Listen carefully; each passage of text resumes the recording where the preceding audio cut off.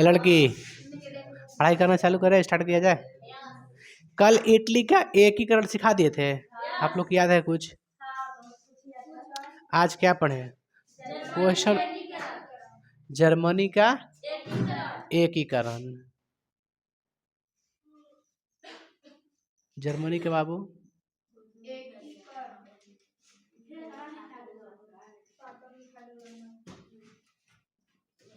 Germany क्या क्या सुनिए बाबू, एक बात को नोट कर लीजिएगा दिमाग में, ठीक है? इटली का और जर्मनी का एकीकरण साथ साथ हो रहा था, ठीक है?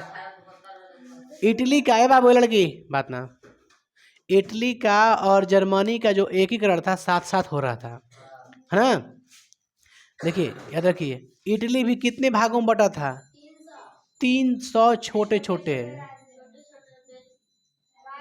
है ना? छोटे छोटे राज्य में, चाहे कहिए फिर रियासत कहिए, रियासत में बटा था, ठीक ना? वहां की एक सांसद थी जिसको डायट बोलते थे। सांसद को क्या बोलते थे?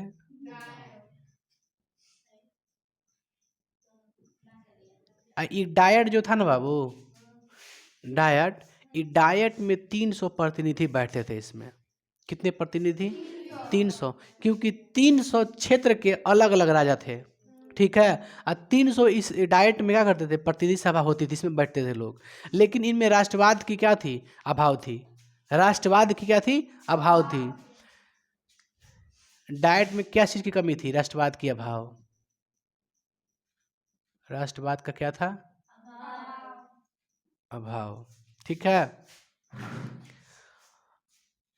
जर्मनी के, जिस तरह से आप याद कीजिए, इटली का सबसे समृद्ध और सबसे डेवलप क्षेत्र कौन था? Sardinia Piedmont. और जर्मनी का भी एक डेवलप और सबसे शक्तिशाली कौन था? अरे प्रतिनिधि सभा थी, इसमें बैठक हो रही थी बाबू, बुझा गया? जैसे किस तरह से हम लोग को संसद है, प्रसा थी। कौन थी? प्रसा। ए भाई, ए भाई, हेलो, पढ़ाई पे ध्यान देना भाई, काम करिए एग्जाम में, बात के बतंगड़ बनाया। देख, सबसे शक्तिशाली क्षेत्र कौन था?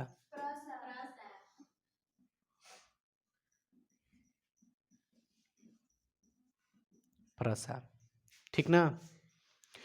सबसे मजबूत और शक्तिशाली क्षेत्र कौन था? प्रसा, है ना? याद करते रहिएगा। और इटली में याद कीजिए, सार्डिनिया पिडमाउंट। इसमें प्रसा, उसमें सार्डिनिया पिडमाउंट, याद है ना? अच्छा, देखिए इसमें अच्छा, राष्ट्रवाद के अभाव था। राष्ट्रवाद की क्या थी इन लोगों में? कमी थी, ठीक ना?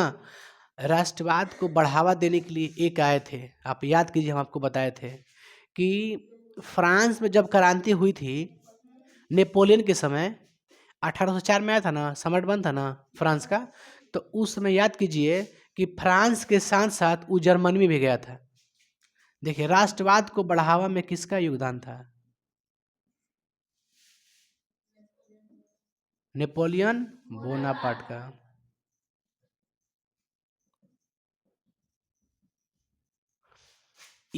जर्मनी कब गया था बाबू? 1806 में। कब गया था? 1806 में। इसने वहाँ की जो क्षेत्र थी ना 39 कर दी थी। वहाँ के जो क्षेत्र था कितना कर दिया था? 39 को क्षेत्र कर दिया था, ठीक है? आपको लिखवाए भी हैं, पहले बताए थे कि जर्मन राइन राज्य संघ की स्थापना किसने किया था?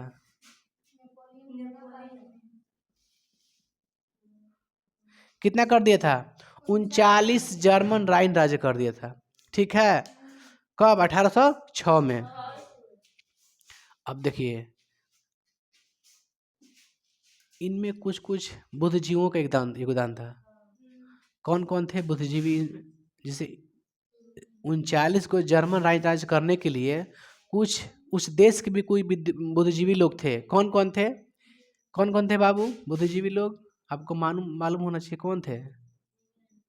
हिगेल और होमबाल्ट,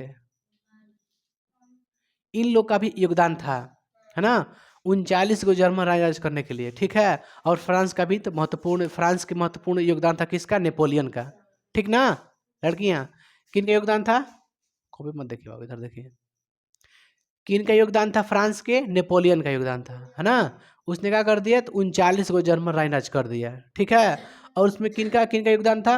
हिगेल का भी योगदान था कुछ, और होमबाल्ट का भी कुछ कुछ योगदान था, ठीक है? अच्छा,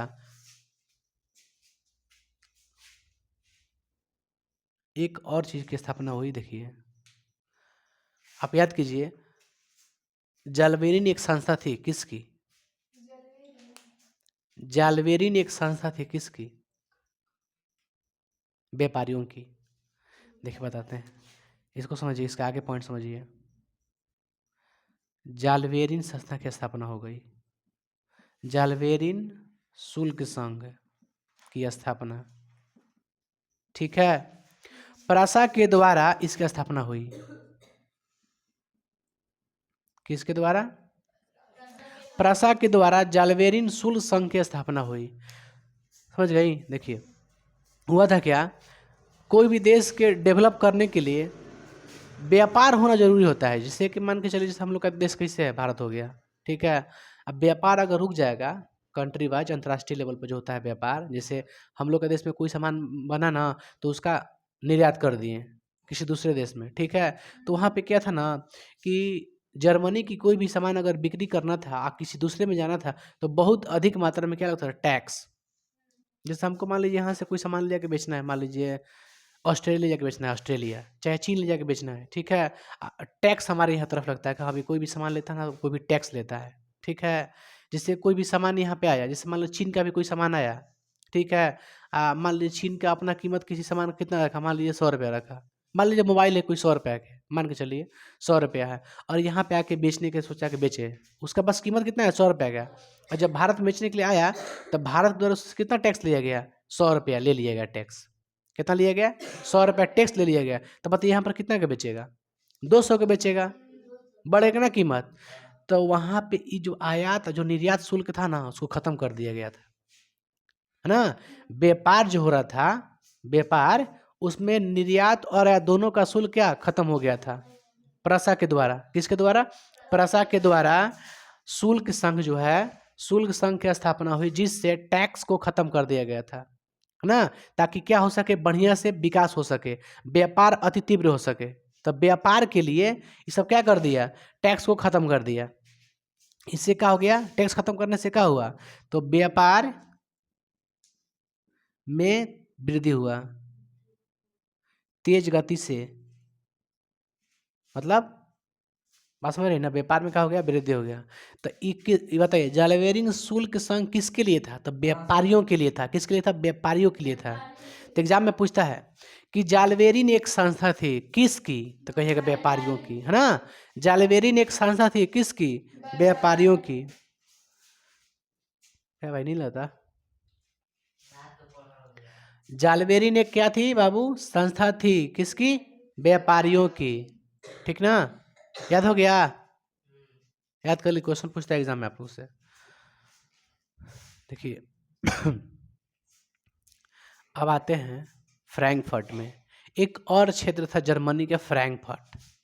कौन था, फ्रैंकफर्ट। तो याद कीजिए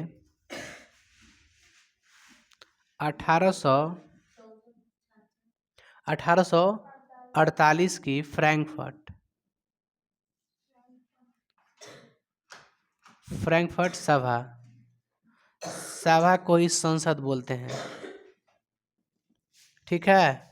जब फ्रांस में 1848 में क्रांति हो रही थी, तो उसका प्रभाव जर्मनी पर भी पड़ा। लास्ट में कौन था, 1848 की क्रांति में वहां के शासक कौन था, किसके खिलाफ हुआ था, फ्रांस में, फ्रांस में बताइएगा, लुई फिलिप था। कौन था, लुई फिलिप था। उसके खिलाफ विरोध किया था फ्रांस के जनता लोग जो थे, लुई फिलिप के खिलाफ क्या कर दिए थे, विद्रोह कर दिए थे, विरोध कर दिए थे। कब, 1848 में। उसका क्रांति का प्रभाव किस पे पड़ा था, जर्मनी पर भी पड़ा था। यहाँ के कुछ भी जो बुद्धिजीवी लोग थे, जो उग्रवादी लोग थे, वो भी क्या सोचा कि हम भी क्या कर ले, एकीकरण कर ले, ठीक ना। तो एकीकरण करने के लिए कुछ उग्रवादी लोग सोचे, है ना। तो फ्रैंकफर्ट में जो उग्रवादी थे, तो जर्मनी के क्षेत्र है फ्रैंकफर्ट, फ्रैंकफर्ट में एक बैठक हुई, है ना। अब फ्रैंकफर्ट में बैठक किस लिए हुई, ताकि एकीकरण किस तरह से किया जाए, उसके लिए रूपरेखा तैयार करने के लिए। तो फ्रैंकफर्ट में एक बैठक बुलाई गई, लेकिन परासा के जो राजा था ना, परासा के शासक था जो, कौन था, नहीं, विलियम चतुर्थ। कौन था, ऐसे ना 4 लिखा था भाई, 4 और 6 में भूला जाते हैं मेरे भाई। सही में 4000 पता नहीं चलता कहाँ से लिखना है कहाँ से नहीं लिखना है। कभी कभी इधर लिखा जाता है, कभी इधर लिखा जाता है। तो विलियम चतुर्थ क्या था? प्रसा के शासक। इस सभा को भंग कर दिया, इस सभा को क्या कर दिया? भंग कर दिया। इसने क्या किया? सभा को क्या कर दिया? भंग। ठीक ना? ये तो सभा होगी भंग। ठीक है, याद रखिएगा एक बात और याद रखिएगा कि जर्मनी 300 छोटे छोटे टुकड़ों में कब बांटा गया था पता है आपको? जब वियना कांग्रेस हुआ था, सम्मेलन हुआ था ना, जब ऑस्ट्रिया के राजा कौन था थी चांसलर मेटरनिक था, उसी समय जर्मनी को भी वही लोग बांटा था। 300 छोटे छोटे टुकड़ों में कर दिए थे वो लोग। तो सोच लीजिए 1815 से लेकर के 1848 तक इसका एकीकरण नहीं हुआ था, जर्मनी का एकीकरण नहीं हुआ था। कब से कब तक बाध्य रहा? 15 से लेकर 48 तक, जब तक मेटरनिक था तब तक। सोच लीजिए मेटरनिक ही मेन यहाँ का महाअध्यक्ष था, जर्मनी का भी हर जगह वही था, रूढ़िवादी विचारधारा का था, कंजर्वेटिव माइंड का था व्यक्ति। तो 48 में जो वहाँ पे क्रांति हुई फ्रांस में, उसका प्रभाव कहाँ पड़ा? तो जर्मनी पे पड़ा। ठीक है, और जर्मनी के जो लोग थे उसने एक बैठक बुलाई, कहाँ? फ्रैंकफर्ट में। कहाँ? फ्रैंकफर्ट। अब फ्रैंकफर्ट में कहाँ पता है? एक चर्च था, सेंट पॉल। सेंट पॉल एक चर्च था, उस चर्च में ही बैठक हुई। अब बैठक को कौन भंग कर दिया? विलियम चतुर्थ। कहा कि नहीं, वो भी क्या था? रूढ़िवादी विचारधारा के था, वो भी अथी था, निरंकुश था। जो ये चतुर्थ था कैसा था? निरंकुश राजा था। और क्या था? रूढ़िवादी। ठीक है, रूढ़िवादी का समर्थक था ये, निरंकुश भी था। तो इसने उस सभा को क्या कर दिया? भंग कर दिया। ठीक है, लेकिन इसके मरने के बाद में ये मर गया था, है ना? इसको कोई आ करके, ठीक नहीं, इसको गोली मार दिया गया था, वो बात की चीज़ है, आपको पढ़ाएंगे अलग। तो विलियम चतुर्थ को फ्रांस का ही एक था, छोटा सा बच्चा था, इसको गोली मार दिया था, विलियम चतुर्थ को, फ्रांस के था। ठीक है, तो खैर उसको नहीं पढ़ना आपको। तो विलियम चतुर्थ के मरने के बाद जब मृत्यु हो गई तो इसका उत्तराधिकारी कौन बना? विलियम प्रथम। इसके गद्दी पर कौन बैठा? जर्मनी के विलियम प्रथम। विलियम चतुर्थ के बाद कौन आया? चतुर्थ के बाद कौन आया? विलियम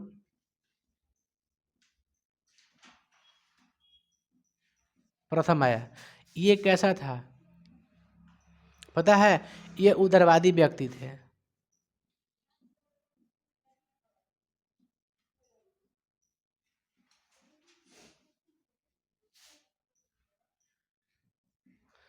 कैसे व्यक्ति थे? उदारवादी थे ना। इनका सोच सकारात्मक था, इस सही विचारधारा का व्यक्ति थे ये। बस में है बाबू। तो विलियम प्रथम जो थे ना बाबू, इसने अपना एक एथी बनाया, प्रधानमंत्री नियुक्त किया। क्या नियुक्त किया? प्रधानमंत्री। याद कीजिए उसमें भी प्रधानमंत्री नियुक्त किया था कौन? Victor Emmanuel. किसको प्रधानमंत्री बनाया था? काउंट काबूल को ना, ना उसी को ना बनाया था प्रधानमंत्री। अच्छा, इसने जो विलियम प्रथम था अपना प्रधानमंत्री किसको बनाया?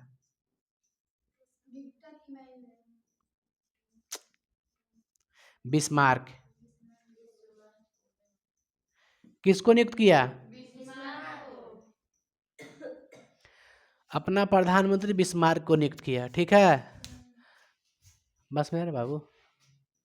विलियम चतुर्थ मर गया, उसके बाद कौन आया था? विलियम प्रथम। अब विलियम प्रथम ने किसको बनाया था अपना प्रधानमंत्री? चांसलर बिस्मार्क को बनाया। ठीक ना? तो अब हम लोग क्या समझते हैं बिस्मार्क के बारे में? ठीक है बाबू रे, इनका जन्म कब हुआ? 1815 में। कब हुआ? कहाँ हुआ था? प्रसा में। कहाँ हुआ था? प्रसा में। ठीक ना? देखिए इनका क्या मानना था? इनका मानना था कि जर्मनी का एकीकरण आदर्शवाद से नहीं होगा, भाषण से नहीं होगा। जिससे जर्मनी में कोई भाषण दे दीजिएगा तो उससे कोई एकीकरण नहीं होने वाला है, आदर्शवाद से नहीं होने वाला है, समूह के संगठन बटोरने से नहीं होने वाला है ना? इसने क्या किया? रक्त एवं लौह की नीति को अपनाया। किसको अपनाया?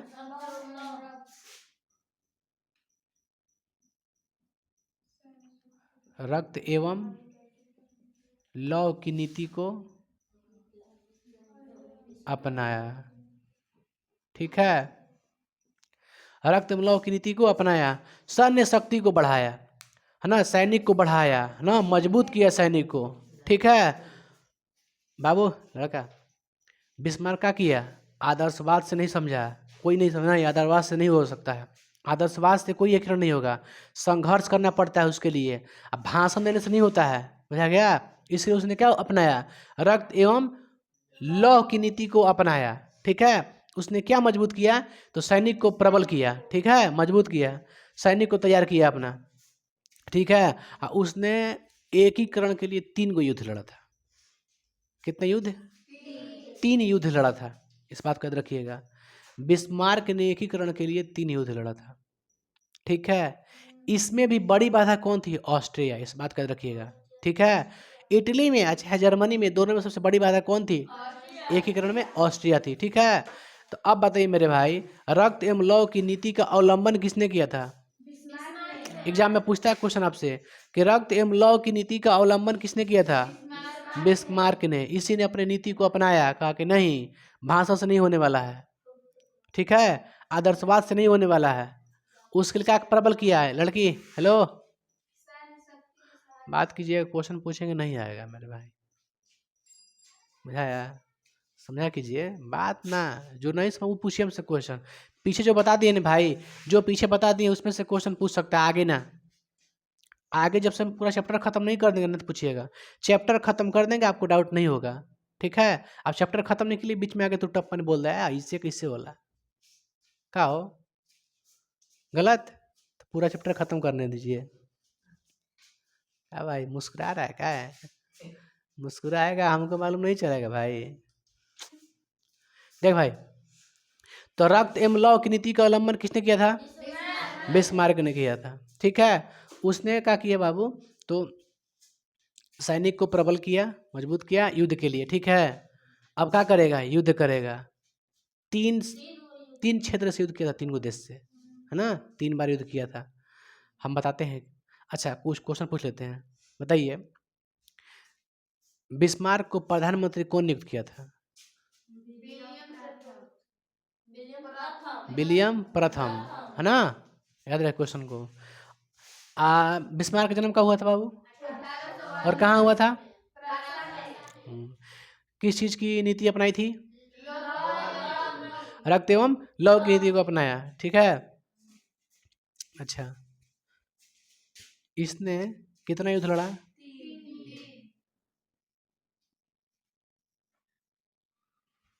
बिस्मार्क ने 3 युद्ध लड़ा। पहला किससे लड़ा बाबू, किससे लड़ा, डेनमार्क से। आप एक चीज रखिएगा, आपको बताते हैं ट्रिक, आप लोग तीनों याद कर लीजिएगा। कहिएगा डे ऑफ, कची, डे ऑफ, हिंदी में लिखिएगा, डे ऑफ, डे से डेनमार्क, ऑ से ऑस्ट्रिया, और फ से फ्रांस, ये 3 गो युद्ध लड़ा था। ठीक है, डे ऑफ याद रहेगा ना। आप डेनमार्क से युद्ध लड़ा, कौन लड़ा, बिस्मार्क। बिस्मार्क कहाँ का था, प्रसा के, यानी प्रसा और डेनमार्क में क्या हुआ, युद्ध हुआ। कब हुआ, कब हुआ देखे तो, कब, 1864 में। 1864 में किसके किसके बीच युद्ध हुआ बाबू, तो प्रसा,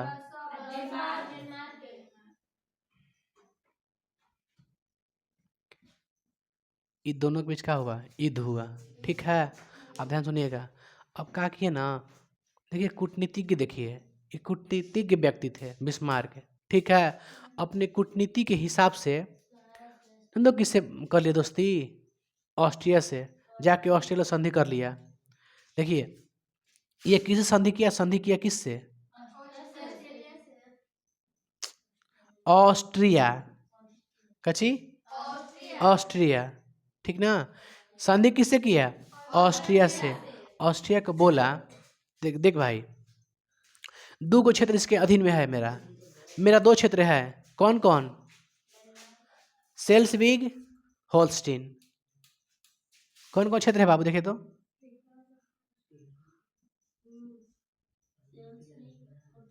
सेल्स,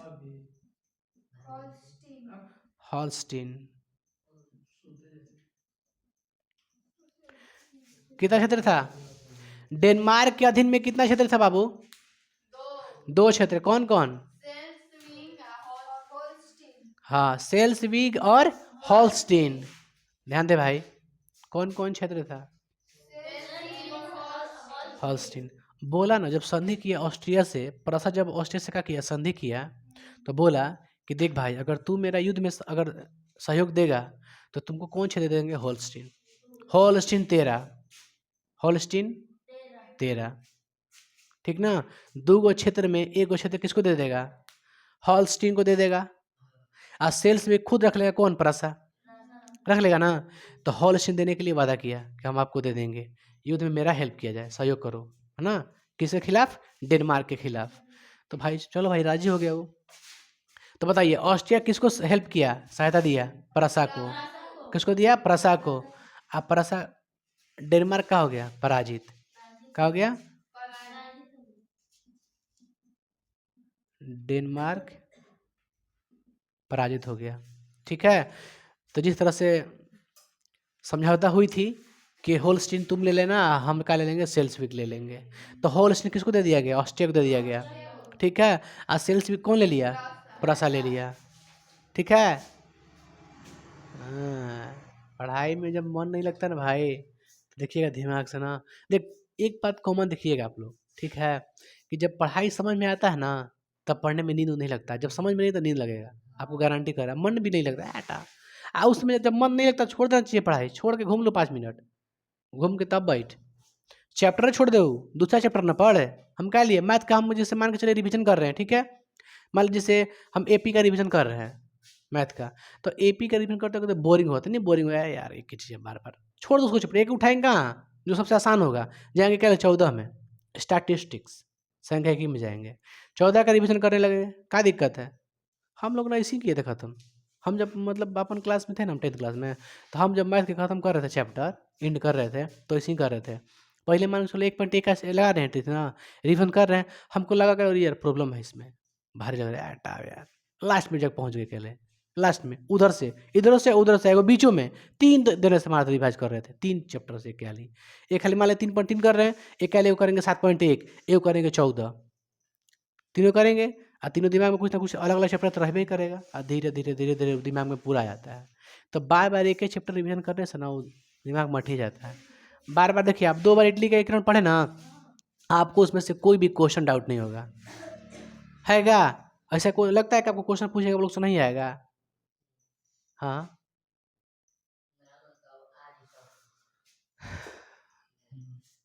हाँ। देख भाई, तो समझौते के मुताबिक होल्स्टीन किसको दिया गया? ऑस्ट्रिया को। और सेल्सविक पे किसका अधिकार हो गया? प्रसा का अधिकार हो गया, ठीक ना। अब बताइए यहाँ, तो अब बताइए ऑस्ट्रिया कौन दिया था? होल्स्टीन ने दिया था। तो क्या आपको लगता है कि होल्स्टीन छोड़ देगा प्रसा? नहीं छोड़ेगा। याद कीजिए, फ्रांस को भी नहीं छोड़ा था देने के बाद। छोड़ा था क्या? नेपल सिसिली पर अधिकार कर लिया था कि नहीं कर लिया था फ्रांस वाला? अच्छा, तो अब आकर देखिए कि जो होल्स्टीन है कौन ले लिया? ऑस्ट्रिया। अब किससे युद्ध करेगा? ऑस्ट्रिया से। प्रश्न क्या था? होल्स्टीन। किस प्रश्न पर? होल्स्टीन के प्रश्न पर, कि होल्स्टीन उसके पास क्षेत्र है, इसलिए इसके साथ युद्ध किया जाए। इसने अपना शासक फिर से, अपना जितना सैनिक था ना, मजबूत किया, और किस पे कार्रवाई कर दिया? ऑस्ट्रिया पे। तो दूसरा युद्ध किससे लड़ा? 1800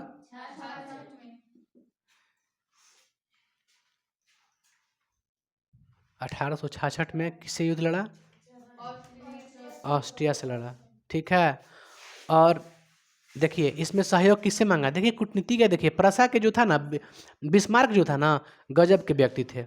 देखिए, जब डेनमार्क से युद्ध कर रहे थे ना, तो किससे दोस्ती का हाथ बढ़ाया? ऑस्ट्रिया से। अब ऑस्ट्रिया से लड़ रहे थे, किससे दोस्ती का हाथ बढ़ाएंगे? फ्रांस ले। तो जाके किससे संधि कर लिया? फ्रांस से। संधि किससे किया? प्रसा किससे संधि किया? फ्रांस से। फ्रांस से बोला कि देखो तुम क्या रहो, तटस्थ रहो, मतलब तुम युद्ध में हस्तक्षेप नहीं करना है तुमको, माने युद्ध में सहयोग नहीं लिया इससे। इससे बोला फ्रांस ले, प्रसा बोला और बिस्मार्क बोला कि आपसे ये अनुरोध है कि आप लोग का रहिए, तटस्थ रहिए, अपने स्थान पर ही स्थगित रहिए, आपको युद्ध में किसी के पक्ष ले हस्तक्षेप नहीं करना है ना, गुट निरपेक्ष रहना है। क्या रहना है? गुट निरपेक्ष रहना है, मतलब किसी की तरफ से आपको नहीं टोकटा करना है, बोलना नहीं है, इसमें किसी भी सबको सम्मिलित नहीं होना है। तो इसको क्या कर दिया? तटस्थ कर दिया। और किस पे युद्ध कर घोषणा कर दिया? ऑस्ट्रिया पर। तो प्रसा किस पे कर दिया युद्ध? ऑस्ट्रिया पर। ऑस्ट्रिया का हो गया पराजित। ठीक है। अब पराजित के बाद सेल्सविक किसका हो गया? प्रसा का हो गया। किसका हो गया? प्रसा का हो गया। इसको और कुछ कहते हैं का युद्ध? ऑस्ट्रिया प्रसा के युद्ध को सेडोवा की। याद कीजिए आप लोग, वेनेसिया इटली का हो गया था, यहाँ पे हो गया था। वेनेसिया किसका हुआ था? इटली का। याद पारिए, आपको सेडोवा के युद्ध इटली में पढ़ाए थे, याद पारो भाई। आपको सेडोवा का युद्ध पढ़ाए थे 1866 में, याद कीजिए, पढ़ाए थे ना कि 1866 में प्रसा और ऑस्ट्रिया के बीच सेडोवा का युद्ध हुआ था। सेडोवा के मैदान में युद्ध हुआ था। ठीक है। अच्छा, ऑस्ट्रिया के अधिकार में कौन था? इटली का क्षेत्र वेनेसिया। ठीक है। इधर लड़ रहा है कौन कौन? ऑस्ट्रिया और प्रसा। और जो इटली के कौन थे बाबू शासक? Victor Emmanuel. जाके अपना जो ऑस्ट्रिया के अधिकार में था ना, उनका क्षेत्र वेनेसिया अधिकार में ले लिए, आक्रमण का अधिकार में ले लिए। क्या विक्टर इमैनुअल कहाँ के थे? इटली के। कहाँ के थे? इटली के थे ना विक्टर इमैनुअल। सार्डिनिया पिडमाउंट के शासक थे, याद कीजिए बाबू। हेलो, ध्यान दो बाबू, हम क्या कर रहे हैं। देखिए, आपको ये बहुत हम पहले पढ़ा चुके हैं इटली में कि प्रसा और ऑस्ट्रिया के बीच सेडोवा का युद्ध हुआ था। सेडोवा के मैदान में युद्ध हुआ था। ठीक है, इसलिए उसको सेडोवा का युद्ध बोलते हैं। कब हुआ था? 1866 में हुआ था। इसके ऑस्ट्रिया के अधिकार में इटली का भी एक क्षेत्र था, वेनेसिया। इटली अपना क्षेत्र ले लिया, और ये फ्रांस प्रसा कौन सा अपना क्षेत्र ले लिया? सेल्सविग ले लिया इससे, है ना। इसका कहानी चौपट हो गया। ठीक है। अब बताइए, फ्रांस के अधिकार में कुछ क्षेत्र था, फ्रांस के भी अधिकार में। देखिए, फ्रांस जो था ना, ऐसा बात नहीं है कि फ्रांस अधिकार नहीं किया था, फ्रांस भी अधिकार किया था। किस पे पता है? जर्मनी पे। क्या कर रहे हैं? आखिर फ्रांस युद्ध क्यों करेगा? आप सोच के देखिए। आखिर ये बताइए, पहले युद्ध किससे किया? डेनमार्क से किया। किससे किया? डेनमार्क से। दूसरा ऑस्ट्रिया से। तीसरा किससे करेगा? फ्रांस से करेगा। तो फ्रांस अनेरी थोड़ी नहीं करेगा, कुछ तो होगा, हुआ होगा ना पहले से प्रॉब्लम। तो फ्रांस भी कुछ क्षेत्र को अपने अधिकार में कर लिया था। कहाँ के? जर्मनी के। कुछ दक्षिण जो जर्मनी थे भाग, आपको मालूम है बवेरिया था एक, मालूम है ना, बावेरिया एक क्षेत्र था। और कौन क्षेत्र था? हैं? बार्डेन। हाँ, बार्डेन था। इस सब क्षेत्र पर किसका अधिकार था? फ्रांस का। इस क्षेत्र किसका था? अब बताइए, तो जर्मनी छोड़ देगा ये क्षेत्र? छोड़ने के संपूर्ण अगर एकीकरण है, बिस्मार्क बोला कि संपूर्ण अगर जर्मनी का एकीकरण चाहिए तो फ्रांस का भी जितना क्षेत्र हमारे कब्जा किया उसको भी क्या करना पड़ेगा? अधिकार में लेना पड़ेगा, कब्जा करना पड़ेगा। ठीक है। तो संपूर्ण एकीकरण के लिए फ्रांस से भी क्या करना पड़ेगा? युद्ध करना पड़ेगा। तो संपूर्ण अधिकार के लिए किससे युद्ध की घोषणा किया?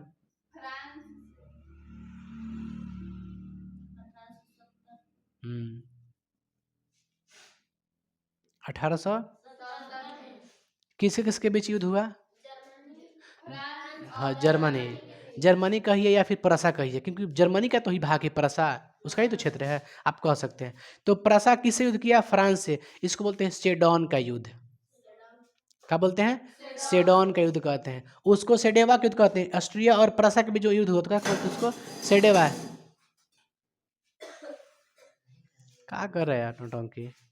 सेडोवा का युद्ध किसके बीच हुआ था? सेडोन का युद्ध किसके बीच हुआ था? प्रसा के बीच। जर्मनी और फ्रांस है, प्रसा और फ्रांस के बीच हुआ था। अच्छा, हुआ था कैसे? देखिए, डायरेक्टली ये नहीं कर सकता है फ्रांस से। फ्रांस मजबूत था, जर्मनी के आगे बहुत मजबूत था फ्रांस।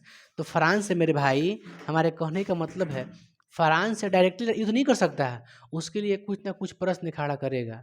तो सुनिए क्या किया, स्पेन का नाम सुने होंगे आप लोग, स्पेन एक देश है, ठीक है। तो स्पेन पर जब राजगद्दी पर बैठने की उत्तराधिकारी की बात हुई ना, तो किसका नंबर है पता है? जर्मनी के जो राजा था विलियम प्रथम, उसका अधिकार था स्पेन के गद्दी पर बैठने के लिए, ठीक है।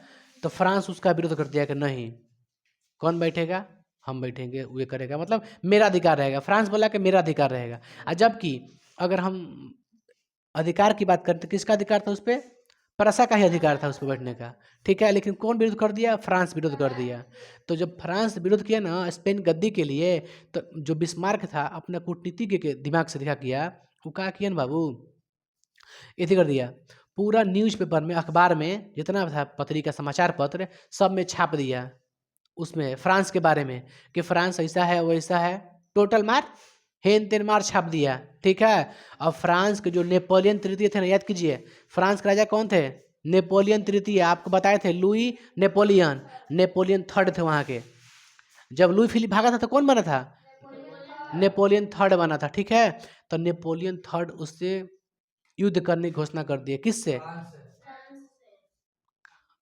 फ्रांस के ही थे नेपोलियन थर्ड भाई। हम क्या बोले फिर, सुन मेरे भाई, सुन मेरे भाई, हम क्या बोल रहे हैं। फ्रांस के शासक कौन था? Napoleon third.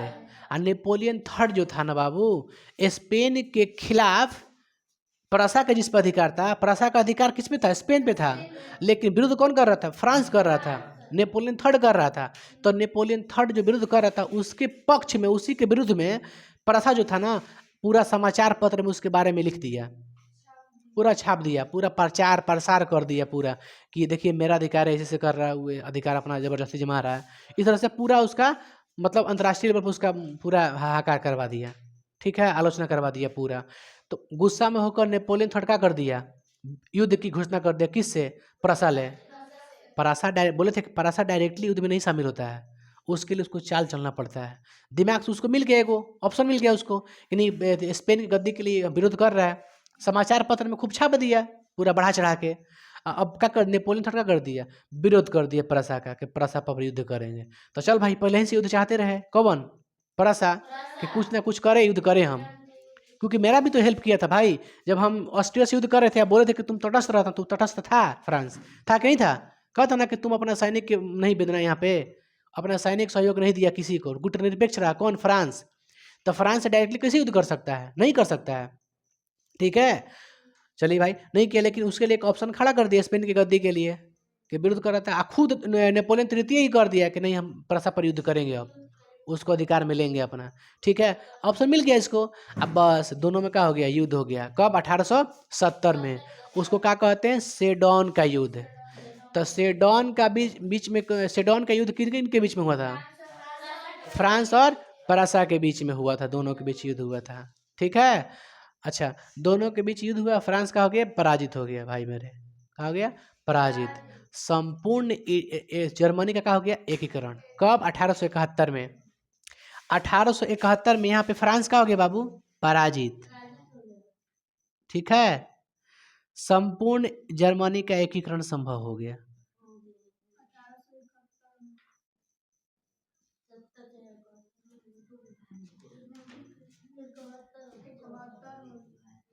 उसका 1870 में हुआ था, इटली का, लगभग पास से पास था, बोले थे ना कि पास से पास है। देख ली इसमें से है कि ना को रिलेटेड। आप बताया था ना आपको कि सेडोवा का युद्ध किसके बीच हुआ था? थी प्रसा और ऑस्ट्रिया के बीच हुआ था। आखिर क्यों हुआ था? रीजन आपको नहीं बताए थे, इसमें रीजन पढ़ लेना क्यों हुआ था। प्रसा और ऑस्ट्रिया के बीच हुआ था, क्यों? क्योंकि ऑस्ट्रिया भी अधिकार किया था किस पे? प्रसा के क्षेत्र पर, जर्मनी के क्षेत्र पर अधिकार किया था, इसलिए प्रसा भी कर दिया। अच्छा, सेडोवा के युद्ध में किसको बोला कि तटस्थ रहना? फ्रांस को बोला। फ्रांस को क्या बोला कि आपको इस युद्ध में सम्मिलित नहीं होना है ऑस्ट्रिया के तरफ से, ठीक है। क्यों कहा? इसलिए कहा क्योंकि वो भी क्षेत्र पर अधिकार किया था, जर्मनी के क्षेत्र पर। कौन? फ्रांस।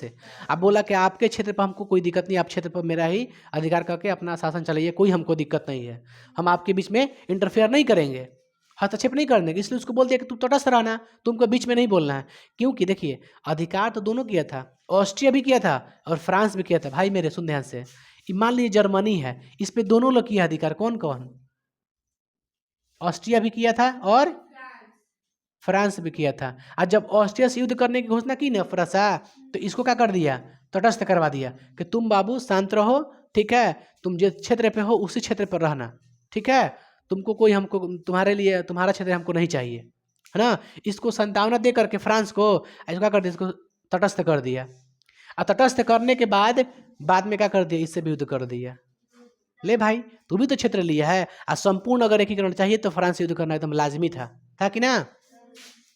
तो युद्ध कर दिया फ्रांस से भी है, फ्रांस को भी क्या कर दिया? पराजित। तो तीनों के तीनों युद्ध में किसके साथ युद्ध हुआ था? डेनमार्क से प्रसा 3 युद्ध किया था। किससे किससे? डेनमार्क, ऑस्ट्रिया से, फ्रांस से। क्वेश्चन पूछ ले पीछे से, बताइए। फ्रैंकफर्ट, देखिए बाबू हम आपको कुछ बताते हैं, एक वर्ड बताते हैं। जब अंततः किससे हुआ था युद्ध? फ्रांस से हुआ था ना। लास्ट में पता है क्या हुआ? फ्रांस और ऑस्ट्रिया के बीच एक संधि हुई, फ्रैंकफर्ट की संधि। कौन संधि हुई? फ्रैंकफर्ट की संधि। अब फ्रैंकफर्ट की संधि कब हुई? 1871 में फ्रैंकफर्ट की संधि। आपको मालूम है कि युद्ध खत्म होने के बाद संधि होता है, और दोनों के बीच में क्या हुआ? संधि। फ्रांस और प्रसा, फ्रांस और प्रसा के बीच फ्रैंकफर्ट की संधि हुई। और कब हुई? 1871 में। फ्रांस उस क्षेत्र को छोड़ दिया, जिस क्षेत्र पर कब्जा किया था ना, उस क्षेत्र को छोड़ दिया। ले भाई, तू संपूर्ण एकीकृत हो गई। अच्छा, तो बताइए फ्रैंकफर्ट की संधि कब हुई? 1871 में। ये क्वेश्चन पूछते 71 में, कब फ्रैंकफर्ट की संधि? अब क्वेश्चन शुरू से पूछ लेते हैं। बताइए, जर्मनी में एक प्रतिनिधि सभा की बैठने के लिए क्या बनाया गया था? डायट। क्या थी? 300 प्रतिनिधि सभा उसमें आकर बैठता था डायट में, ठीक है, डायट। अच्छा, बिस्मार्क का जन्म कहाँ हुआ था? बिस्मार्क ने किस नीति को अपनाया? ठीक है। जाल्बेनियन संस्था थी किसकी? 39 जर्मन राइन संघ की स्थापना किया किसने? Napoleon Bonaparte. बताइए, बिस्मार्क किसके विचारों के समर्थक थे? हिगेल। किसके? हिगेल के विचारों के समर्थन थे, क्योंकि हिगेल भी क्या थे? बुद्धिजीवी थे। वो भी क्या चाहते थे? एकीकरण, ठीक है। तो उनके विचारों का समर्थन भी करते थे। कौन? बिस्मार्क। उनके विचार से समर्थन करते थे। अच्छा, ये बताइए, सेडोन का युद्ध किन किन के बीच हुआ था? फ्रांस और प्रसा के बीच। सेडोवा का युद्ध किन किन के बीच हुआ था? प्रसा के बीच। फ्रैंकफर्ट की संधि कब हुई?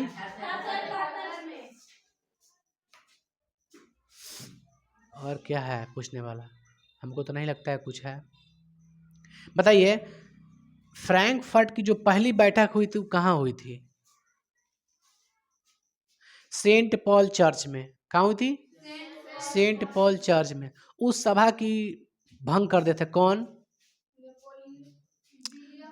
चतुर्थ। उसको भंग कर दिया था कौन? विलियम चतुर्थ। विलियम चतुर्थ के बाद प्रसा का शासक कौन बना था? विलियम प्रथम। बिस्मार्क को प्रधानमंत्री कौन नियुक्त किया था? विलियम प्रथम। बिस्मार्क का जन्म कब हुआ था? कहाँ पे? अच्छा, कौन सी नीति अपनाया था? जालिबेरियन शासना थी किसकी? बताइए तो, 1864 में किन के बीच युद्ध हुआ था? 64 में डेनमार्क और प्रसा और डेनमार्क, प्रसा और डेनमार्क से हुआ। दूसरा युद्ध किससे हुआ? प्रसा और ऑस्ट्रिया। तीसरा युद्ध किससे हुआ? तीसरा युद्ध किससे हुआ?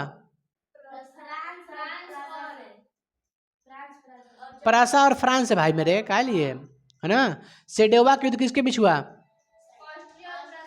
सेडोन का युद्ध किसके बीच हुआ? ये आपका चैप्टर खत्म हो गया, ठीक है। इटली का क्वेश्चन पूछ लें बाबू, इटली का, इटली का पूछ लें। बताइए तो, ए बाबू, हेलो, बोलिए, बात मत कीजिए। 1830 जुलाई 1830 क्रांति के समय वहाँ इटली का शासक कौन था? जॉर्ज दसम। 1779 में कौन था? लुई 16वां। 1789 में कौन था? लुई 16। कौन था? लुई 16वां। लुई 16वां की पत्नी का नाम क्या था? Mary Antoinette. हाँ, मैरी एंटोनेट नाम था। वो कहाँ की थी? ऑस्ट्रिया की थी। कहाँ की थी? ऑस्ट्रिया की थी। ठीक है। फ्रांस के जो राजा था 1789 में, लुई 16वां, उसकी मृत्यु कैसे हुई थी? गिलोटिन पर फांसी दे दी गई थी, है ना? गिलोटिन पर फांसी दिया गया था। गिलोटिन आप लोग देखे हैं ना? गिलोटिन पर ऐसे सिर झुका करके ऊपर से ऐसे, है ना, मतलब नुकीला होता है, उसको गिरा के गर्दन काट दिया जाता है उसमें। ठीक है, गिलोटिन पर। ठीक है। अच्छा, 1818 बताइए, फ्रांस के सम्राट नेपोलियन कब बना था? 1804 में। नेपोलियन का पतन कब हुआ था? 1815 में। कब हुआ था? 1815 में, है ना? वियना कांग्रेस सम्मेलन कब हुआ था? 1815 में। वहां का चांसलर कौन था वियना सम्मेलन? नेपोलियन की मृत्यु कब हुई थी? 21 में, 6 साल के बाद। उसको कहाँ ले गया गया था? बंदी बना करके सेंट हेलेना नामक द्वीप पर, है ना? टापू पर चाहे द्वीप पर कह सकते हैं। द्वीप किसे कहते हैं? जिस क्षेत्र के चारों तरफ क्या हो? समुद्र हो, उसे क्या कहते हैं? द्वीप कहते हैं। प्रायद्वीप किसे कहते हैं? जिसके 3 तरफ से क्या से किसी से घिरा हो? समुद्र से। कोई भी क्षेत्र हो जिसके 3 तरफ से क्या हो? समुद्र हो, उसे क्या कहते हैं? प्रायद्वीप कहते हैं। द्वीप किसे कहते हैं? जिसके चारों तरफ क्या हो? समुद्र हो। भारत क्या है? प्रायद्वीप है। भारत कौन सा क्षेत्र है? प्रायद्वीपीय क्षेत्र है। क्योंकि देखिए नीचे में क्या है? हिंद महासागर, बंगाल की खाड़ी, अरब सागर, तीन क्षेत्र है ना? तीन है ना समुद्र है। तो क्या है? प्रायद्वीपीय क्षेत्र है। भारत क्या है? प्रायद्वीपीय क्षेत्र है। तो अब बताइए मेरे भाई कि 1830 क्रांति के समय कौन था शासक वहां के, फ्रांस के? चार्ल्स दसम। 1848 में कौन था? Louis Philippe. इटली के एकीकरण में सबसे बड़ी बाधा कौन थी? ठीक है।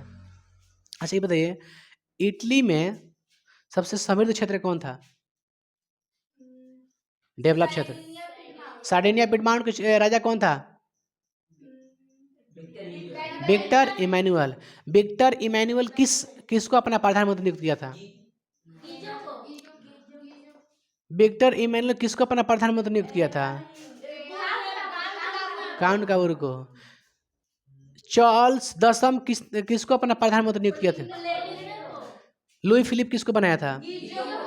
लुई फिलिप किस वंश का था? यस, बहुत बढ़िया। अच्छा बताइए, सार्डिनिया पिडमाउंट कौन था शासक? विक्टर इमैनुअल था। ठीक है। अपना प्रधानमंत्री किसको नियुक्त किया था? काउंट काबूर को। सही बात है। काउंट काबूर की मृत्यु कब हुई थी? 1862 में। बहुत बढ़िया। बताइए, यंग इटली की स्थापना कब हुई? इटली के मसीहा यंग यूरोप की स्थापना। इटली के एकीकरण के जन्मदाता किसे कहते हैं? जन्मदाता, जनक। बताइएगा बढ़िया से सोच समझ के। नहीं, स्टार्टिंग कौन कहते हैं? Starting Mazzini. बताइए, इटली के एकीकरण का जनक मेजनी, है ना? फर्स्ट तो वही ना चालू किया था। अच्छा, यंग यूरोप बताइए तो, इटली की समस्या को पूरे यूरोप की समस्या बना दिया कौन? काउंट काबूर। याद है? काउंट काबूर कहाँ के था? कहाँ के था? इटली के था भाई, इटली के ना था। अच्छा, इटली के कौन था? काउंट काबूर था। बताओ, इटली का तलवार।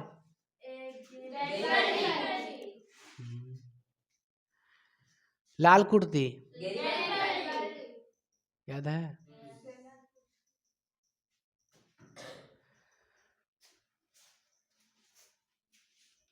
आपको लगभग, हमको लगता है सब कुछ याद हो गया है। ठीक है, यहाँ से इस चैप्टर को भी एंड करते हैं, इस क्लास को भी खत्म करते हैं और कल आगे बढ़ाएंगे। ठीक है, बच गया आपका यूनानी स्वतंत्रता संग्राम। यूनानी स्वतंत्रता संग्राम, ठीक है ना? उसके बारे में कल चैप्टर का पूरा चैप्टर खत्म हो जाएगा। ठीक है, आप इटली का पढ़ ली एकीकरण, जर्मनी का पढ़ ली बाबू, और किसका पढ़ना है लास्ट आपको? यूनानी स्वतंत्रता संग्राम, है ना? कि यूनान में किस तरह से स्वतंत्र हुआ था, इसके बारे में हमको पढ़ना है, ठीक है। और आज का कल क्लास का करते हैं हम लोग के लिए एंड करते हैं, कल क्लास चालू होगा, ठीक है ना।